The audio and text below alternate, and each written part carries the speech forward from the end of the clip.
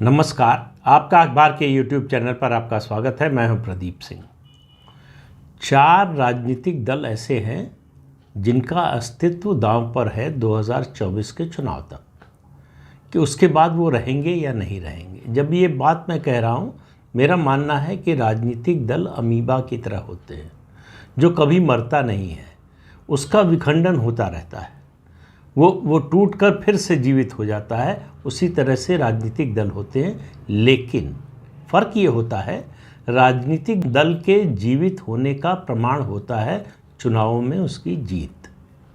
और जीत ना हो तो कम से कम जो है इतने वोट मिलें कि उसके सर्वाइवल की उम्मीद बनी रहे। तो जिन 4 पार्टियों की मैं बात करने जा रहा हूँ, उन चारों पार्टियों के सामने यही यक्ष प्रश्न है कि क्या उन्हें जीत मिलेगी, या जीत नहीं मिलेगी तो क्या उन्हें उनके वोटों का प्रतिशत इतना होगा कि आगे भविष्य के लिए उनकी उम्मीद बरकरार रहे, बाकी रहे। अब ये ऐसा प्रश्न है जिसका उत्तर भविष्य के गर्भ में है, लेकिन भविष्य के गर्भ में जिन प्रश्नों के उत्तर होते हैं, उन प्रश्नों के बारे में एक दिशा दिखाई देने लगती है। कोई पार्टी अगर आगे बढ़ रही है तो वो दिखने लगता है, कोई पार्टी अगर नीचे जा रही है तो वो एकदम से कुछ नहीं होता। राजनीति में ये एक सतत चलने वाली प्रक्रिया होती है जो धीरे धीरे परिणाम तक पहुंचती है, उस नतीजे तक पहुंचती है। तो इन पार्टियों के बारे में भी यही है। अगर आप देखेंगे तो पिछले कई चुनावों से इनकी जो परफॉर्मेंस है, इनका जो वोट प्रतिशत है, इन दोनों पर नज़र डालेंगे, सीट की संख्या, वोट प्रतिशत और लोगों में इनके बारे में जो राय है, इन सब को मिलाकर देखेंगे तो ये चारों पार्टियां लगातार क्षरण की ओर हैं। अब वो क्षरण का चरम 2024 में पहुंच जाएगा ऐसा लग रहा है, हो जाएगा ऐसा ज़रूरी नहीं है। नेताओं में एक बड़ा गुण होता है, नेताओं में, पार्टियों में, कि सबसे बुरी स्थिति से भी निकलकर बाहर आ जाते हैं कई बार, लेकिन ये अपवाद होते हैं, नियम नहीं है ऐसा। तो जिन 4 पार्टियों की बात करने जा रहा हूं, उनमें से पहले तीसरे चौथे नंबर पार्टी की बात करता हूं, और ये दोनों पार्टियां हैं तेलुगु देशम आंध्र प्रदेश की और जनता दल सेकुलर कर्नाटक का। इत्तेफाक से दोनों पार्टियां दक्षिण भारत की हैं। दोनों के सामने अस्तित्व का संकट खड़ा हो गया है। तेलुगु देशम की हार पिछले चुनाव में जितनी बड़ी हुई, और उसके बाद से केवल विधानसभा और लोकसभा चुनाव की हार की बात नहीं है, क्योंकि आंध्र प्रदेश में दोनों चुनाव साथ होते हैं, उसकी बात नहीं है। उसके बाद स्थानीय निकाय, पंचायत चुनाव, बाई इलेक्शन, इन सब में हार नहीं हुई। एक तरह से वाईआरसीपी ने डेसिमेट किया तेलुगु देशम पार्टी को, खड़ा होने लायक नहीं रखा। उसका परिणाम है कि तेलुगु देशम पार्टी में भारी निराशा है।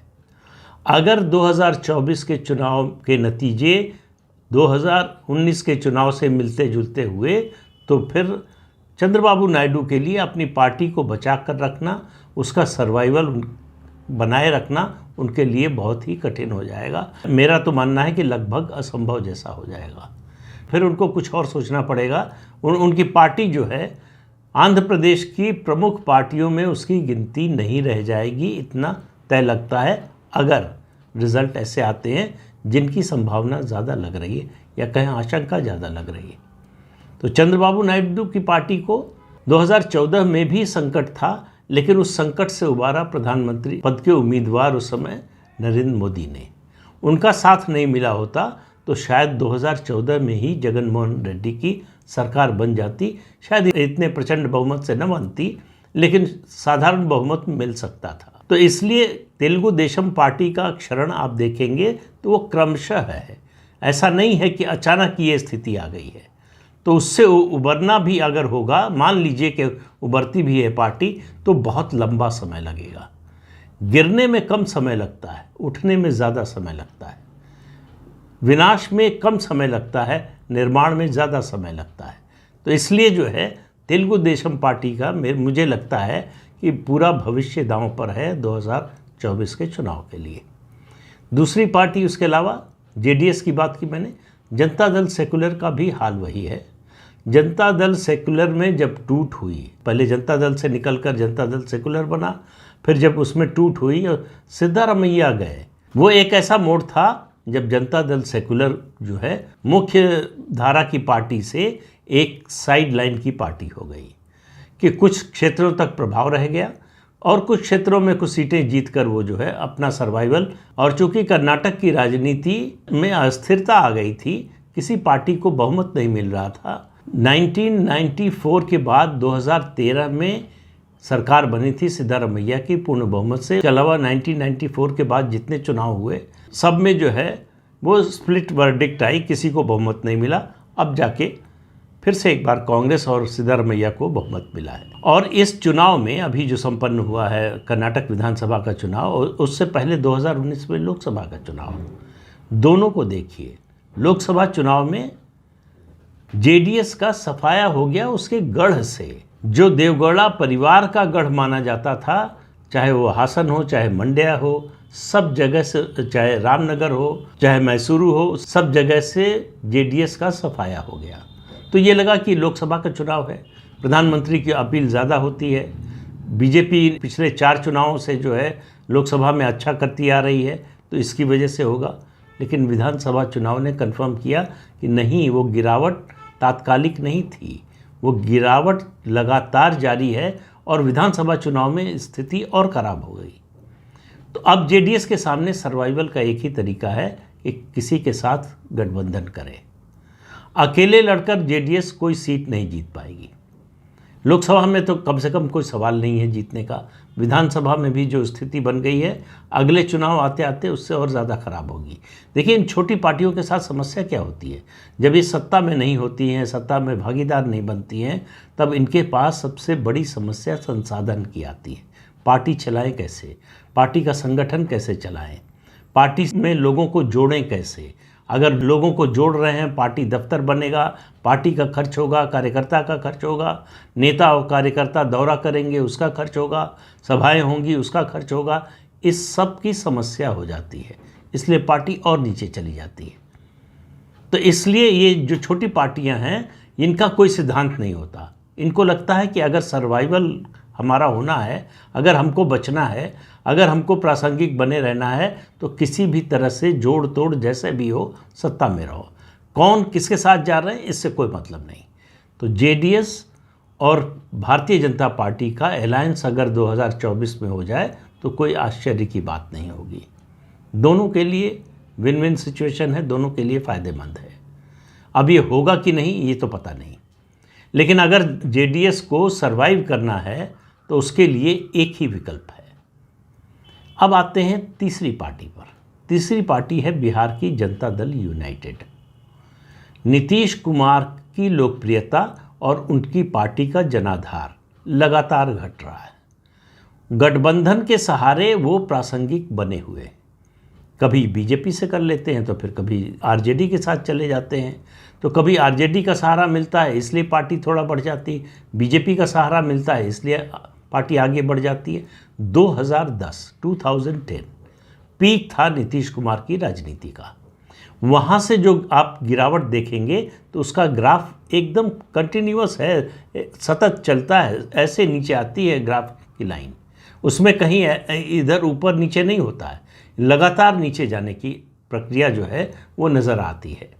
तो नीतीश कुमार अपनी अलोकप्रियता के चरम पर हैं इस समय। इतने अलोकप्रिय नीतीश कुमार कभी नहीं रहे।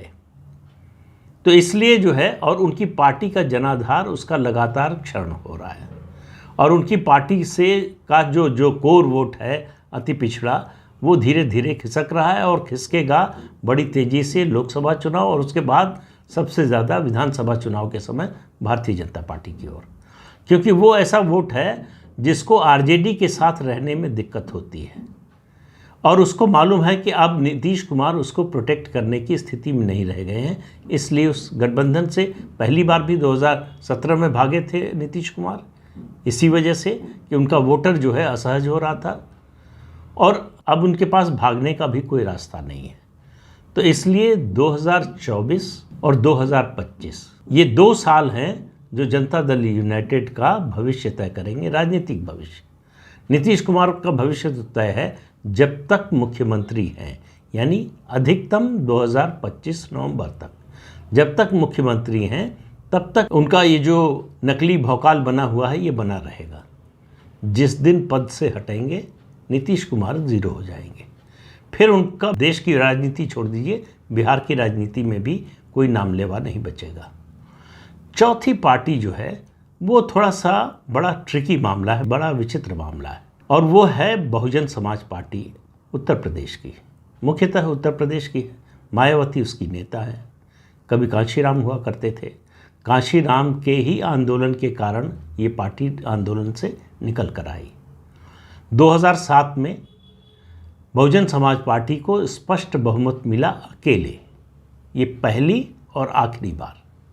और 2007 के बाद से देखेंगे, आज 2023 हो गया, 16 साल हो गए। इन 16 सालों में बहुजन समाज पार्टी का ग्राफ लगातार नीचे गया है। 2007 के बाद 2009 का लोकसभा चुनाव हुआ। उस समय लोगों को उम्मीद क्या थी? उस समय प्रोजेक्ट किया जा रहा था लेफ्ट और कुछ पार्टियों द्वारा उनको प्रधानमंत्री के उम्मीदवार के रूप में कि सीटें बहुत ज़्यादा बढ़ जाएंगी लोकसभा की। एक सीट बढ़ी थी शायद, या एक भी नहीं बढ़ी थी। उसके बाद 2012 का विधानसभा चुनाव आया, पार्टी की विधायकों की संख्या 1/3 रह गई।